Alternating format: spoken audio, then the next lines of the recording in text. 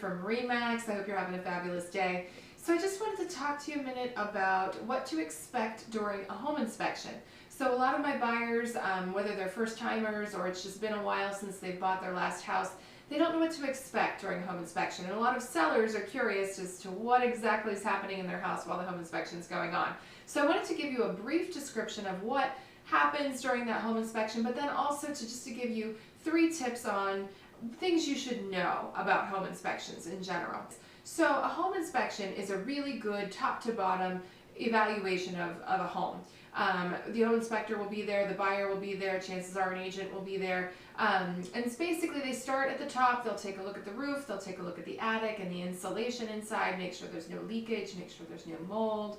They'll take a look at doors and windows and make sure that they're functioning properly. They look at the electrical system to make sure there are no issues there. They'll take a look at the plumbing to make sure there's no leaking. They also go down to the basement and look at the heating and the cooling system. They'll take a look at the foundation walls to make sure that there's no bowing or cracking, displacement of any kind, water intrusion of any kind. So it really does give the buyer a thorough evaluation of the home so that they know what they're getting into and so that we know any potential pitfalls with the house. So that is the basics of a home inspection.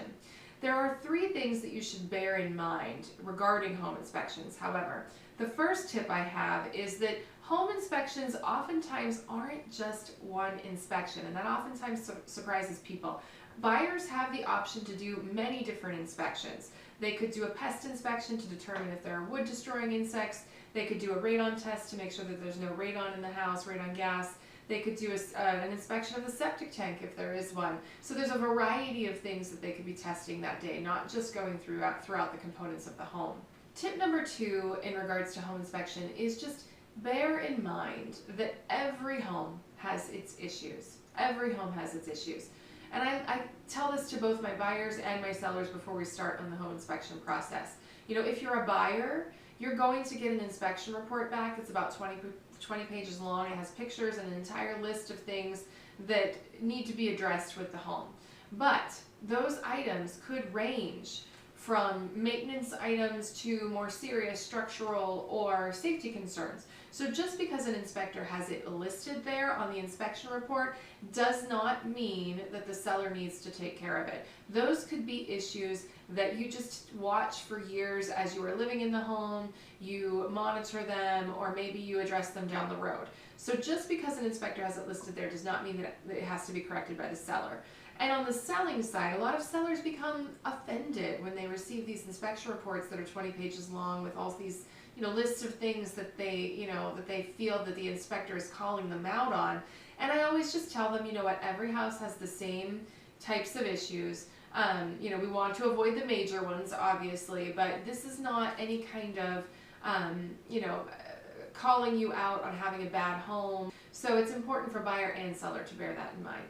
The third thing that you need to keep in mind with home inspections is that there is no pass or fail in regards to home inspections. I hear that a lot from both buyers and sellers. If the house passes inspections, we'll move forward, or as long as it passes inspections, we're fine. There really is no pass fail. The pass fail is determined by what the buyer and seller are willing to agree on. So if there is really an issue that's discovered that's a deal breaker item for this particular buyer, then we might need to determine, we might need to decide who's going to take care of it and how are we going to take care of it in order to move forward with the deal. So it is not that the home inspector says this house has X feature, so it is therefore failing the inspection. So there is no pass fail on home inspections. So those are 3 things that you need to bear in mind with a home inspection and a brief description of what a home inspection is. I hope you guys found value in this. And of course, as always, if you ever have any questions, please feel free to reach out or comment in the comments section below. I always love being a resource for you guys. Please subscribe to my channel so that you can receive more information and tips and tricks on buying and selling real estate. We do post new content regularly, so keep an eye out for that. Thank you guys so much for watching today. I hope you have a great day. I'll see you next time.